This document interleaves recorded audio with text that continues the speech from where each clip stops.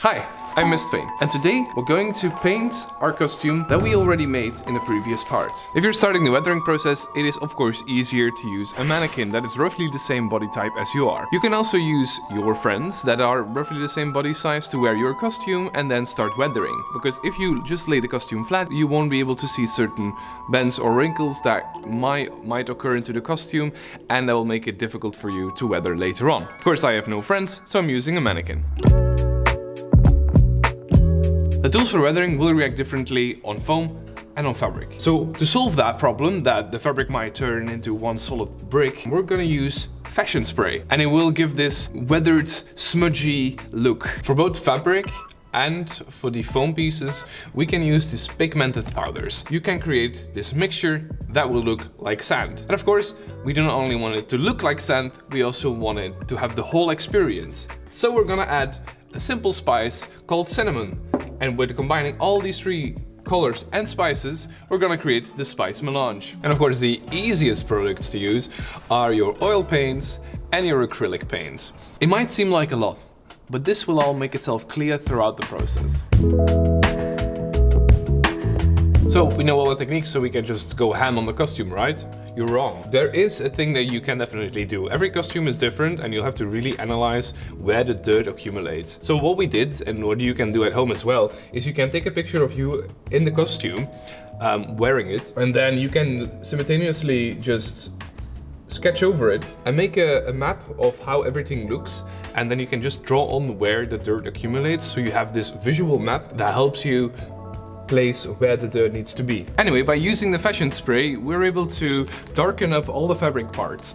Of course, this fashion spray also hits some of the foam parts, but that makes it extra greasy and oily, and that's kind of what I was looking for. If the fabric would be in a different color, it would look more like sweat and grease stains. And now it all matches together and looks the right color. Now that the costume is displayed on the mannequin, we can start really weathering the darker spots of the costume. But not too much, we don't want it to look fake. So in this little container, I put a mixture of pigmented powder, of water, and some acrylic paint.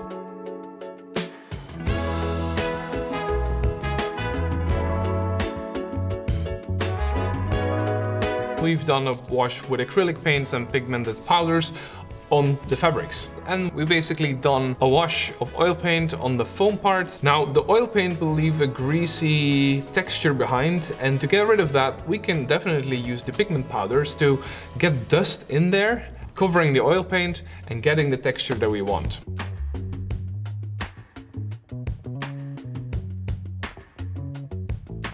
I mean, this absolutely looks like a mask that came straight from the desert. Now, to fixate all that dust in place, we're going to apply a bit of varnish.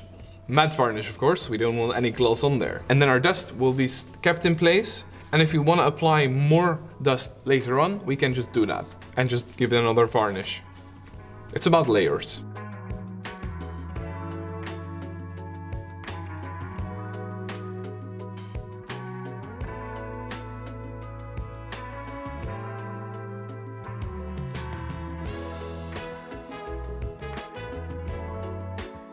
We've done the method with powder, by just applying powder on top of the oil paint, but there is also a different method of doing this. We're always going from dark to light, and now we're going to do it using an airbrush.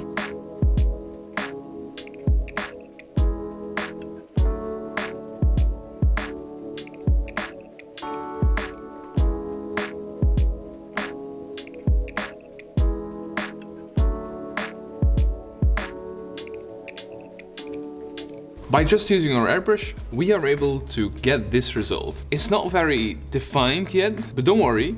Once we apply the sand or the pigmented powders, you get not this, but this, which is highly pigmented.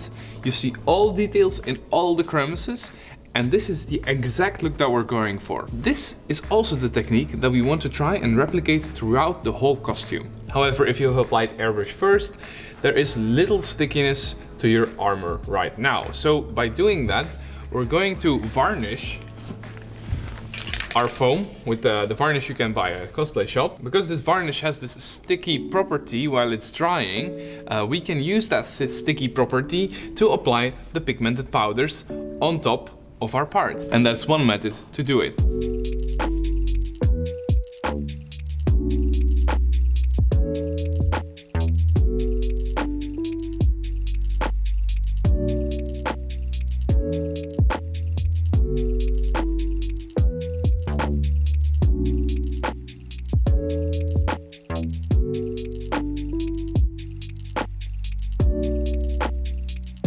might think that weathering in so many steps is not necessary and it's only tedious work.